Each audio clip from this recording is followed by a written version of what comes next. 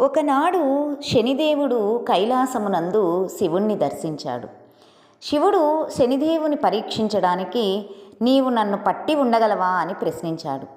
అందుకు శనిదేవుడు మరునాటి సూర్యోదయం నుండి సూర్యాస్తమయ కాలం వరకు శివుణ్ణి పట్టి ఉంచగలనని అన్నాడు. అంత శివుడు మరునాటి ఉషోదయ కాలమున బిల్వవృక్ష రూపం దాల్చారు.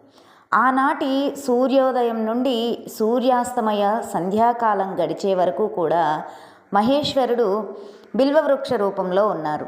తరువాత సాకార రూపంగా బయటకు వచ్చారు. మరుక్షణమే శనిదేవుడు అచ్చట ప్రత్యక్షమయ్యాడు.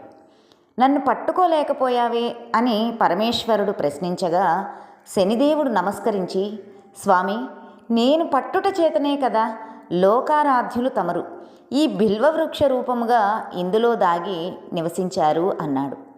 శనిదేవుడి విధి నిర్వహణకు మెచ్చిన శివుడు, ఈశ్వరుడినైన నన్నే కొద్ది కాలము పట్టి నాయందే నీవు వసించి ఉండడం చేత నేటి నుండి నీవు శనీశ్వరుడిగా పూజింపబడతావు అని అభయమిచ్చాడు.